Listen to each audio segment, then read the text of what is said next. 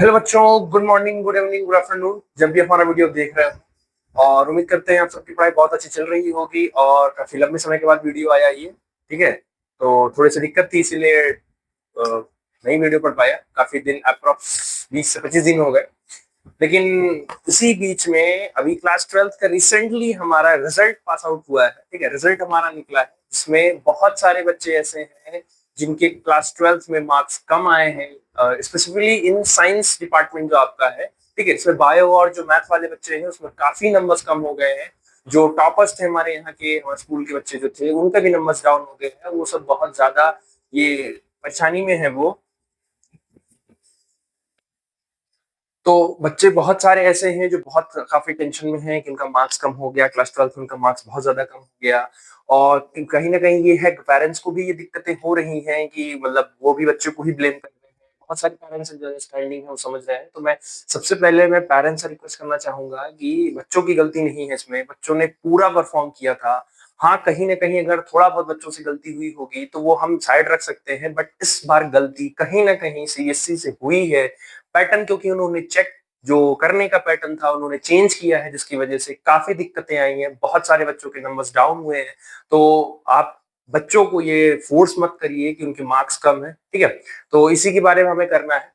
दूसरा, क्योंकि लगातार कॉन्टिन्यूअसली सोशल मीडिया पर, बाकी हर जगहों पर वो एक दबाव बनता गया, एक प्रेशर बनता गया। और सीएससी ने पहले तो फिर निकाले, फिर बहुत सारी दिक्कतें हुई, दबाव पड़ा, तो उन्होंने फिर कहा कि ठीक है, हम कॉपी रीचेक करवा सकते हैं, आप अपनी कॉपी रीचेक करवा सकते हो, री इवेलुएट करा सकते हो। इन्होंने ऑप्शन दिया, जिसमें उन्होंने पहले जो स्टार्टिंग में उन्होंने ये कहा था कि कॉपी अगर आपको रीचेक करवानी हो तो उन्होंने शर्त ये रखी थी कि आपको पहले, सबसे पहला जो उन्होंने ये कहा था कि जो फर्स्ट स्टेप है उसमें आपको 700 रुपीज आपको देने पड़ेंगे। ठीक है, जो स्टार्टिंग में सीबीएसई ने कहा था कि आपको 700 रुपीज देखने पड़ेंगे। और जिससे 700 जैसे ही आप दोगे तो आपकी जो भी कॉपी होगी वो आपकी ईमेल पर आपको भेज दी जाएगी। ठीक है, इसमें आप सिर्फ और सिर्फ जो ईमेल पे कॉपी आएगी, इसमें आप कुछ कर नहीं सकते हो, बस इसको आप देख सकते हो। ठीक है, बस इसको आप देख सकते हो। इसमें किसी भी प्रकार का कोई भी रीचेकिंग नहीं होगा, नो रीचेकिंग, कोई भी इसमें रीचेकिंग नहीं होगा। और इसमें कोई भी री एवेल्युएशन नहीं होगा। ये सिर्फ आप 700 रुपए में कॉपी सिर्फ देख सकते हो। ये पहले सीबीएसई ने किया था, लेकिन क्योंकि फिर प्रेशर बढ़ता गया, ठीक है, जैसे कहते हैं पावर ऑफ सोशल मीडिया, तो सेकंड स्टेप इन्होंने कहा था कि अगर आपको कॉपी रीचेक करवानी है या रीएवेल्युएट करानी है तो उसके लिए आपको 500 रुपीज देने पड़ेंगे, तो आपको मिलेगा।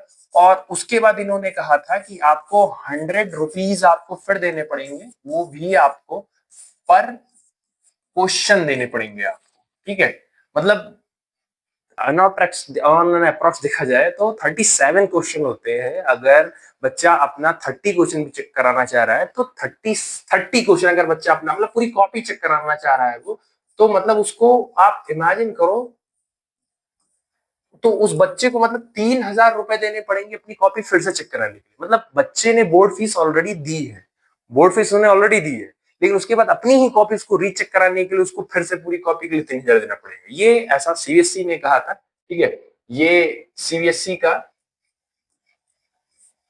ठीक है। तो मुझसे बहुत सारे बच्चों ने कहा कि सर समझ नहीं आ रहा है, रीचेक करवाएं या रीवैल्यूएट कराएं, ये पैटर्न को समझ नहीं आ रहा थोड़ा सा। अब तो क्या है, कंफ्यूजन हो रही है थोड़ी सी, तो बता दीजिए। ठीक है, तो उसके लिए मैंने कहा ठीक है, बना देते हैं। तो ये पहले सीबीएसई का जो पुराना क्राइटेरिया था, ठीक है, ये इनका ओल्ड मेथड था, जिसमें इन्होंने ये क्राइटेरिया इसमें इन्होंने सेट कर रखी थी। उसके बाद इन्होंने चेंज किया इस पैटर्न को, क्योंकि वो कॉन्टिन्यूअसली इनके ऊपर दबाव पड़ने लगा, तो उन्होंने पैटर्न चेंज किया, इसको बदला। और ये 700 वाला पैटर्न को उन्होंने चेंज कर दिया। ठीक है, और इन्होंने 700 वाले को कर गया, थिंक ये आया नहीं। ठीक है, कोई नहीं, हम इसमें लगा देते हैं, हमारे पास है। ठीक है, एक मिनट, वेट वेट वेट,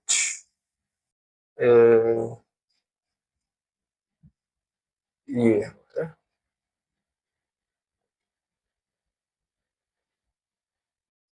ठीक है, तो ये हमारा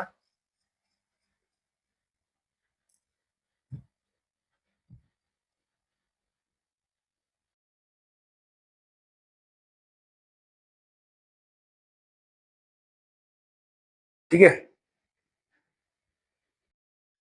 ठीक हो। तो ये आपका उन्होंने जो पैटर्न सेट किया था उन्होंने, ठीक है, ये आपको दिख रहा होगा, ठीक है, आपके लिए मेन ये है। तो इन्होंने जो नया सेट किया है इसमें इन्होंने ये कहा है कि अभी आप करेंटली जो भी बच्चा है that is obtaining scanned copy of answering, that is वो टाइमलाइन उन्होंने दिया है कि 19 मई से आपको जो भी काम करना है, जो भी अप्लाई करना है वो 19 मई से लेके 22 मई तक आपको ये काम कर लेना है। इसमें अप टू इन्होंने टाइम भी मेंशन कर दिया है कि ये 11:59 टू 11:59 मतलब कि 22 मई की रात 11:59 59 तक ये काम कर सकते हो। जो पुरानी फीस थी ये आपकी 700 थी, बट नई वाली जो फीस है ये अभी आपको 700 से घटा के ये आपको 100 रुपए कर दी गई है। मतलब आप अपनी कॉपी जो भी आपके पास है उस कॉपी को आप स्कैन करा के आप मंगा सकते हो कॉपी, डेट इज आपका 100 रुपए में कॉपी। जो आपको 700 रुपए में कॉपी इवैल्यूएट होके मतलब आ रही थी आपकी ईमेल पे, अब वो 100 रुपए में आ जाएगी। सेकेंड स्टेप है, ये आपका फर्स्ट स्टेप है, ठीक है, ये आपका स्टेप फर्स्ट है।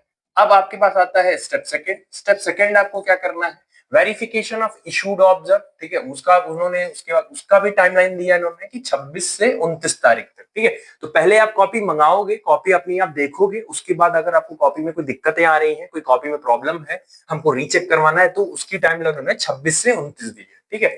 तो उसका उन्होंने दिया है कि 26 में से लेके आप 29 मई तक आप कर सकते हो, same line as it is 11:59 to 11:59 second, मतलब 29 मई की रात तक आप कर सकते हो।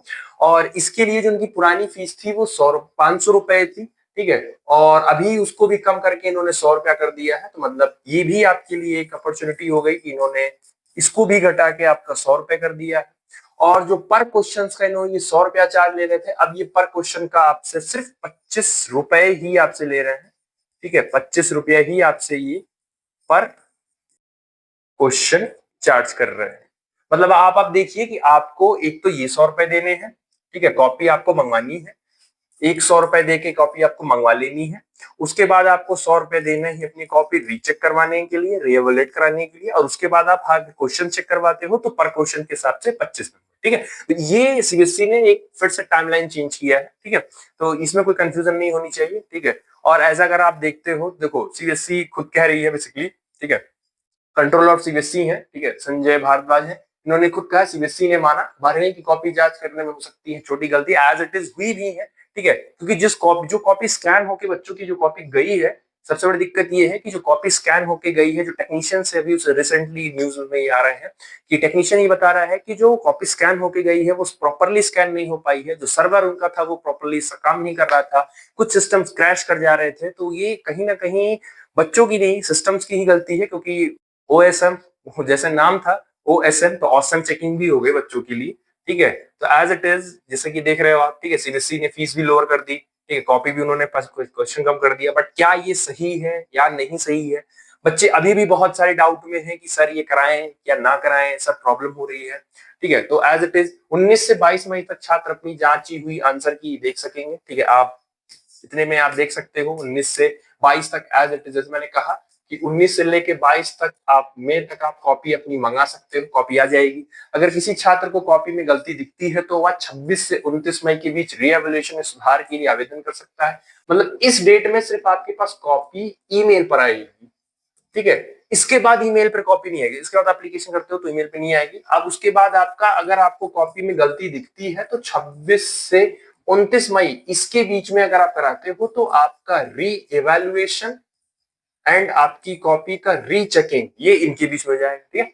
सीबीएसई ने कहा है कि एक्सपर्ट पैनल गलती की पुष्टि होने पर सुनवाई करेगा, ठीक है। इस साल 12वीं सीबीएसई को पास प्रतिशत 85.20% रहा है, जो कि पिछले साल का परसेंटेज अप्रोक्सीमेटली इनका 88% था, ठीक है। इस बार वो घट के 85% हो गया। अप्रोक्सीमेटली की डाटा भी है कि लगभग 2 लाख बच्चे इस बार सीबीएसई में फेल हो गए, मतलब सीबीएसई बच्चे फेल हो गए, लिटरली ये पता ये नहीं हो रहा है कि सीबीएसई बच्चा कैसे फेल हो गया, तो हुए बच्चे, कहीं ना कहीं गलती हुई है, ठीक है। बोर्ड ने छात्रों से सिर्फ सीबीएसई की आधिकारिक वेबसाइट भरोसा करने को कहा एज इट इज अभी, क्योंकि बहुत सारे बच्चे, क्योंकि बच्चे वैसे ही बहुत डरे हुए हैं, तो कहीं ना कहीं किसी न किसी की बातों में आ जाएंगे। तो एज इट इज आप सीबीएसई की ऑफिशियल वेबसाइट पर जाके ही करिए, ठीक है। सबसे बड़ी दिक्कत क्या है, सीबीएसई ऑन स्क्रीन मार्किंग से साइंस छात्रों को, स्पेशली ये साइंस के बच्चों के साथ ज्यादा हुई प्रॉब्लम, ठीक है। कहीं ना कहीं साइंस के बच्चों से ज्यादा हुई है, क्योंकि जो टीचर्स कॉपी चेक करने गए तो उन्होंने ये कहा था कि हर स्टेप पे मार्किंग देनी है, कॉपी बहुत लोग की स्कैन होकर प्रॉपर्ली नहीं आई, हर स्टेप पे मार्किंग नहीं दे मिल रहा है। तो कहीं ना कहीं साइंस के बच्चों के साथ दिक्कत हुई, क्योंकि साइंस में आप देखते हो बेसिकली स्टेप वाइज मार्किंग होते हैं, तो वहां पे दिक्कत करता है। जबकि एक लिटरेचर पोर्शन देखते हो तो उसमें उतना स्टेप मार्किंग नहीं करनी होती। तो कहीं ना कहीं इस साल साइंस के बच्चों का नंबर काफी कम हो गया है, ठीक है। जे मेंस में अच्छा स्कोर करने वाले कई छात्र 12वीं में 75% तक नहीं ला पाए। मतलब जे मेंस में ये है कि आप 75% लाएंगे, मेंस में क्वालिफाई, बोर्ड में अगर आप रहते हैं, ठीक है, अगर आप बोर्ड में 75% अगर आप रहते हैं तो ही आप एडवांस में आप क्वालिफाई होंगे, क्वालिफाई आप बैठेंगे, ठीक है। और क्योंकि एक पेपर मैथ्स वालों का मेंस जो होता है वो लगभग दिसंबर एंड जनवरी में कंप्लीट हो जाता है, ठीक है, 2 शिफ्ट इनका हो जाता है बोर्ड के पेपर से पहले। तो अगर उसमें आप अच्छे मार्क्स है, फिर बोर्ड में अगर 75% तो आप एडवांस के लिए क्वालिफाई कर सकते हैं। बट अभी दिक्कत है कि बच्चा मेंस क्वालिफाई है, वो भी अच्छे मार्क्स से क्वालिफाई है, अच्छे नंबर से 99.9 परसेंटाइल तक गया बच्चे का, 90 परसेंटाइल जा रहा है, 95 परसेंटाइल जा रहा है, बट फिर भी वो बच्चा बोर्ड्स में उसका 75% नहीं पूरा होगा, ठीक है। तो ऑन स्क्रीन मार्किंग सिस्टम पर असर, जेईई मेन में अच्छा स्कोर करने वाले छात्र 75 में नहीं ला पाए। सिर्फ 12वीं साइंस के छात्रों को नुकसान, आईआईटी एनआईटी के सपने बिखरे। एज इट इज, ये आप देख ही रहे हो कि आप मैथ फिजिक्स केमिस्ट्री जैसे विषयों में ज्यादा नंबर इसलिए कटे क्योंकि स्टेप मार्किंग हुई है। जब मैंने कहा ना स्टेप मार्किंग हुई है, क्योंकि देखो जब हम कोई न्यूमेरिकल करते हैं, अगर एक नॉर्मली मैं आपसे कहूं, ठीक है, एक नॉर्मली क्या कहूं कि इस बार इन्होंने क्या सेट किया था, इन लोग कुछ ऐसे सेट किया था, देखो इन्होंने सेट कैसे कर दिया था। इस बार कुछ ऐसे सेट है, जैसे मान लो आपके पास, जस्ट एन एग्जांपल, कि आपके पास मान लो 5x प्लस 10 और इज इक्वल टू 100, मान लो ये है, ठीक है।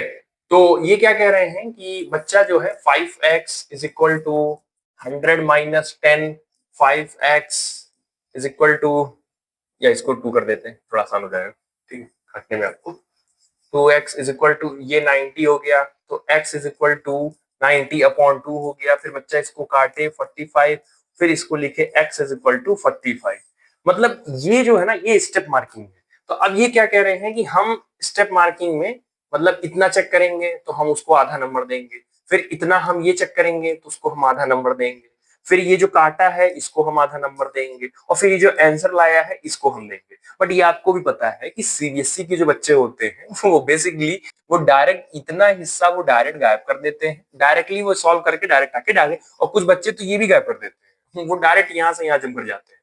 तो जबकि इस बार यही प्रॉब्लम आई है, क्योंकि बहुत सारे बच्चों ने स्टेप को मिस कर दिया। कहीं ना कहीं बच्चों ने स्टेप मिस कर दिया क्योंकि उन्हें नहीं पता था, तो उन्होंने स्टेप छोड़ दिया। स्टेप क्योंकि कम हो गए तो मार्किंग भी उनकी कम हो गई, तो स्टेप मार्किंग भी नंबर कम हो गया। ये एक बेसिक प्रॉब्लम है जो एग्जामिनर्स जो कॉपी चेक करने गए थे उन्होंने बताया कि बच्चों ने स्टेप नहीं लिखा था, दैट्स व्हाई उनके मार्किंग स्टेप मार्किंग में कट गए, क्योंकि सिस्टम स्टेप मार्किंग कर रहा था, क्योंकि हर स्टेप पे वो उतना मार्क अवार्ड कर रहा था। तो कहीं ना कहीं ये थोड़ी सी दिक्कत हुई, बच्चों को भी नहीं आइडिया था, ठीक है। तो ये दिक्कतें आई हैं कहीं ना कहीं, ठीक है। और ये प्रॉब्लम तो रही आपका, बाकी तो क्या कह सकते हैं, ठीक है। और एक चीज और है इसमें, बहुत सारे बच्चों ने एक चीज कमेंट किया था, मुझसे पूछा गया था, पर्सनली पूछा था कि सर मैं अपनी कॉपी री चेकिंग में डालूं या मैं अपनी कॉपी री इवैल्यूएशन में डालूं। तो मैं ये पूछना चाहूंगा, ये जितने भी 12th बच्चे हैं, सबसे पहले तो ये क्लियर कर लो ना, रीचेकिंग और रीवैल्यूएशन में डिफरेंस क्या होता है, ठीक है। पहले ये क्लियर कर लो, ठीक है। तो मैं अपने आप से नहीं, मैं आपको गूगल का दिखा देता हूँ कि ये रीचेकिंग एंड रीवैल्यूएशन होता क्या है। बेसिकली ध्यान से देखो, उन्होंने कहा है रीचेकिंग और verification is administrative process where examiner simply verifies that all answers are marked, total marks are accurately and transfer them correctly. मतलब कि जो भी बच्चे, जो भी टीचर्स ने नंबर दिए, जैसे ये क्वेश्चन 2 नंबर का है तो क्या उसको 2 नंबर मिला है, या कुछ गलत होगा तो उसका आधा नंबर काट के उन्होंने 1.5 नंबर दिया होगा, तो वो पहले चेक करेंगे वो। फिर सेकंड वो बस इतना ही चेक करेंगे कि जो टोटलिंग हुई है कि हाँ 2 3 4 5 जैसे भी अपने, वो टोटलिंग उनकी सही है कि नहीं सही है, बस वो इतना ही देखेंगे। आंसर मार्क्ड है कि नहीं मार्क्ड है, टोटल में कहीं कोई दिक्कत तो नहीं, बस ये करेंगे। But re-evaluation is an academic review where a different examiner completely rereads and reassess your answer. री-इवैल्यूएशन में क्या है, कई सारे एग्जामिनर्स आपके आंसर्स को फिर से पढ़ेंगे, फिर उससे उसको रीअसेस करेंगे, which can result in increase, decrease और अनचेंज मार्क, जो कि आपके नंबर बढ़ भी सकते हैं, घट भी सकते हैं, क्योंकि फिर कई एग्जामिनर्स हैं, तो वो आपको रीचेक करवाना है कि री एवेल्युएट कराना है। मैं प्रेफर करूंगा री एवेल्युएट ही करवाओ, रीचेक कराने से कोई मतलब नहीं होता, क्योंकि वो सिस्टम है, वो अपलोड ऑटोमेटिक नंबर करेगा। आप री एवेल्युएट कराओ, ठीक है, तो आप री एवेल्युएट कराओ, वो ज्यादा सही है, ठीक है। Rechecking, retotal marks and check if any answer were left unevaluated. जैसे कि क्या होता है ना कि मतलब हम कभी चेक कर रहे हैं कॉपी और हमने शायद नंबर नहीं दिया, वो पेज छूट गया हमारा, मतलब हम लोग कॉपी चेक कर रहे हैं, 2 नंबर में था, वो 2 क्वेश्चन छूट गया, हमने पेज पढ़ा तो वो 2 नंबर नहीं दिया, तो हाँ ये हो सकता है। बट अगर आप देखो री एवेल्युएट कराओगे ना, तो वो क्वेश्चन ऑलरेडी उसमें इंक्लूड हो जाएगा, तो री एवेल्युएशन में तो वो क्वेश्चन ऑलरेडी इंक्लूडेड होकर चेक करके आपको नंबर मिल जाएगा। लेकिन रीचेकिंग में क्या है, वो नंबर से देखेंगे, तो आप री एवेल्युएशन ही कराओ, वो ज्यादा सही है आपके लिए, ठीक है। तो एक प्रॉब्लम तो यहाँ आ रही थी। दूसरी एक प्रॉब्लम जो बच्चों की आ रही है कि बहुत सारे बच्चों के रिजल्ट्स में, मैंने बहुत सारे बच्चे मुझे रिजल्ट्स भेजे भी थे, बहुत सारे बच्चों के रिजल्ट्स में आरटी लिखा है, ठीक है, रिजल्ट्स में नीचे वो आरटी लिखा है, दैट इज उनका हो गया है रिपीट इन थ्योरी। तो अब ये बच्चे ये सोच रहे हैं कि मुझे पेपर फिर से देना पड़ेगा, ठीक है, वो ऐसा सोच रहे हैं कि मुझे पेपर फिर से देना है, मैं फिर से पेपर दूंगा, मेरा 1 साल बर्बाद हो जाएगा।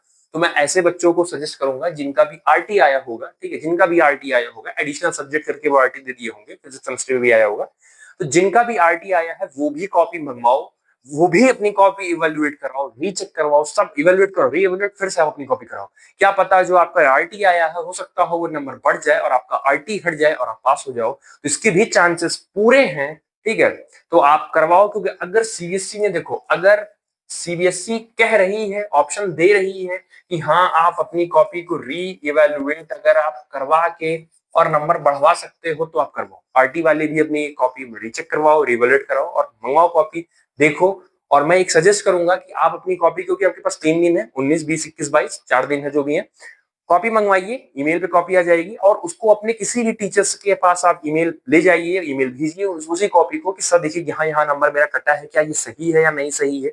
इस चीज को आप अपने किसी टीचर से आप शेयर करिए, क्योंकि टीचर है तो वो तो आपको बता ही देंगे कि ये आंसर सही है या आंसर गलत है, या तुमने ये आंसर गलत लिखा है, ये सही लिखा है या गलत लिखा, वो तो बता देंगे। तो अप्रोप्रिएट आपको मिल जाएगा, एक जवाब आपको मिल जाएगा, तो अपने टीचर से डिस्कस करिए इस बात को, ठीक है, और वो जो भी कहते हैं फिर आप आगे प्रोसीड करिएगा, ठीक है। तो एक ये दिक्कत आ रही थी कि आरटी में क्या करना है, तो करिए, आप रीचेक करिए। बट एक मैं अगर कहूँ कि मुझे ऐसा लगता नहीं है कि सीबीएसई करेगी कुछ ऐसा, नंबर बहुत ज्यादा बढ़ने के चांसेस मुझे कम है, क्योंकि वो सीबीएसई, वो लोग हैं होशियार। अब उन्होंने क्योंकि खेल दिया है, तो अब बहुत कम ही चांसेस है कि बहुत कम बच्चों के नंबर ही इंक्रीज अप करें, ठीक है। अभी तो बहुत बच्चे बच्चे को ये कंप्लेंट कर रहे हैं कि सर साइट नहीं खुल रही है, दिक्कत हो रही है, तो इंतजार करो, 22 तक है अभी, आज तो 20 ही है, ठीक है, हो सकता हो 2 दिन, 21-22 बच्चे हैं, 2 दिन, तो हो सकता हो चलने लगे साइट, तो कोशिश करो। लेकिन अगर बढ़ जाता है तो अच्छी बात है, लेकिन बहुत पैनिक होने की जरूरत नहीं है, ठीक है। मैं सजेस्ट करूंगा कि बहुत पैनिक होने की जरूरत नहीं है। अगर आपका परसेंटेज 80 से 92, 95 अगर है, ठीक है, बहुत सारे बच्चे हैं, अच्छा 92, 95 वाले तो ठीक है, सेटिस्फाइड ही होंगे, लेकिन बहुत सारे बच्चे हैं जिनका 80 से 90 है। अगर इसमें परसेंटेज है, ठीक है, इसमें अगर परसेंटेज है तो करवा लो, ऐसा नहीं कहूंगा कि मत करवाओ, मैं मना नहीं कर रहा हूँ, आप करवाओ कॉपी, ठीक है, आप कॉपी मंगवाओ, कॉपी रीचेक करवाओ, रिवोल्यूट करवाओ। लेकिन अगर बढ़ जाता है तो अच्छी बात है, नहीं भी बढ़ता है तो आप पैनिक मत होना और आप टेंशन मत लेना कि मेरा नंबर कम आया 12th में। सिंपली बता रहा हूँ, 12th के मार्क्स से बहुत ज्यादा कोई रिलेटेबल नहीं होते हैं, ठीक है। डेली लाइफ में आप जब लाइफ टाइम अपनी जिंदगी 12 के बाद शुरू करोगे, बहुत ज्यादा 12th के मार्क्स नहीं आएंगे, ठीक है। तो बहुत ज्यादा हार्ड अप लेने की जरूरत नहीं है, ठीक है। मेरे भी 12th में बहुत ज्यादा मार्क्स आए थे, ठीक है, बट मैं एज इट इज बहुत आगे तो नहीं गया, बट फिर भी टीचर तो बन ही गया हूँ। तो बहुत ज्यादा पैनिक होने की जरूरत नहीं है, जिनके भी 80 to 90% आए, बहुत सारे बच्चे पैनिक हैं इस चीज को लेके कि मेरा इतना नहीं आना चाहिए था, मेरा 90 आना चाहिए था, 92 आना चाहिए था, बट नहीं आया, तो कोई बात नहीं, आप रीचेक करवाओ। जब सीबीएसई आपको रास्ता दे रही है तो आप एज इट इज पैटर्न जैसे वो बता रहे हैं, आप उसी रास्ते पे चलिए, कॉपी मंगवाइए, कॉपी रिवैल्यूएट, रीचेक करवाइए, टीचर्स को दिखाइए अपनी कॉपी, और वहां पे वो बताएंगे क्या करना है आपको। रीचेक का आप ये नंबर सही है, पर क्वेश्चन के हिसाब से आप पैसा दीजिए, करवाइए। बढ़ता है तो अच्छी बात है, नहीं बढ़ता है तो आपको पैनिक होने की कोई जरूरत नहीं है, रिपीट पैनिक होने की कोई जरूरत नहीं है, आराम से करिए, ठीक है। अपना आफ्टर 12th आपकी जो भी प्रिपरेशन है आप उसको स्टार्ट कर दीजिए, बहुत ज्यादा स्ट्रेस लेने की जरूरत नहीं, ठीक है। कोई दिक्कत, अब बाकी अगर आपको और कोई दिक्कत आती हो तो आप कमेंट में पूछ लीजिएगा, ठीक है, मैं बता दूंगा। और मैं भी साइट चेक कर रहा हूँ, बट थोड़ी सी भी प्रॉब्लम ग्लिच हो रही है, साइट नहीं चल रही है सिर्फ, ओके। बहुत सारे बच्चे ना, लगभग अप्रॉक्सिमेटली आप समझ लो कि सीबीएसई में अप्रॉक्स 33-34 करोड़ बच्चे, 35 करोड़ बच्चे हैं अप्रॉक्सिमेटली। इतने सारे बच्चे अगर एक साथ करेंगे तो डैम श्योर है सर्वर आएगा। और मैं पेरेंट्स से काफी रिक्वेस्ट करना चाहूंगा कि बच्चों पे इतना बर्डन मत डालिए। नंबर्स, हाँ ठीक है, उनके नंबर्स नहीं आए हैं, नंबर्स नहीं बच्चे का मेहनत डिसाइड करता है। जो भी बच्चे हैं स्कूल में, उनकी परफॉर्मेंस कैसी रही होगी आप जान रहे होगे। मीटिंग में, आप पेरेंट्स टीचर मीटिंग में जाते होगे, आपने देखा भी होगा हमारा बच्चा कैसा है, घर पे देख रहे हो हमारा बच्चा कैसा है पढ़ने में। अगर हमारा बच्चा ठीक है तो ठीक है, कहीं ना कहीं ग्लिच हुआ है, नंबर कम हुए हैं, ऐसा ये नहीं है कि वो आगे सक्सेस नहीं होगा। ठीक है, हुआ है, सबके कम होते हैं। आप बहुत ज्यादा टेंशन मत लो, बच्चों को भी स्ट्रेस मत दीजिए। ठीक है, उनको अपनी आगे की पढ़ाई करने दीजिए। और बाकी कोई दिक्कत होती है तो आप पूछ नहीं लेना। ठीक है, और सजेस्ट करूंगा कि करवा लो चेकिंग, क्या पता बढ़ी जाए नंबर। ठीक है, बढ़ जाता है तो अच्छी बात है। बाकी तो बहुत ज्यादा स्ट्रेस लेने की जरूरत नहीं है। ठीक है, आप एकदम आराम से सिर्फ आप पढ़िए और अपनी आगे की तैयारी आप करिए। और बाकी कोई भी रिलेटेड, अगर इससे भी कोई भी रिलेटेड अगर आपके पास डाउट आता है, ठीक है, तो आप जरूर कमेंट करके बताना कि इसमें दिक्कत हो रही है या ये स्टेप कैसे परफॉर्म करना है। ठीक है, कोई भी दिक्कत होगी तो बताइएगा। और फिर से एट लास्ट रिक्वेस्ट कर रहे हैं, don't panic, don't take stress. Repeat, don't panic, don't take stress. Number बढ़ता है तो ठीक है, नहीं बढ़ता है कोई बात नहीं है। क्लास 12 के बाद जो प्रिपरेशन करनी है आप उस पर फोकस करो। वहां मार्क्स निकल गए, वहां मार्क्स आ गए, वहां सेलेक्ट हो गए, तो फिर 12th का कोई इतना नहीं पूछने वाला है। ठीक, तो आराम से पढ़ाई करते रहो। बाकी कोई भी दिक्कत, कोई भी हेल्प चाहिए होगी तो जरूर बताना, ऑलवेज अवेलेबल रहूंगा मैं। ठीक है, बाकी कोई पर्टिकुलर सब्जेक्ट है, कोई टॉपिक है नहीं समझ आ रहा हो तो बताइएगा। ठीक, तो पढ़ाई करते रहिए। All the very best and don't take stress. ठीक, थैंक यू।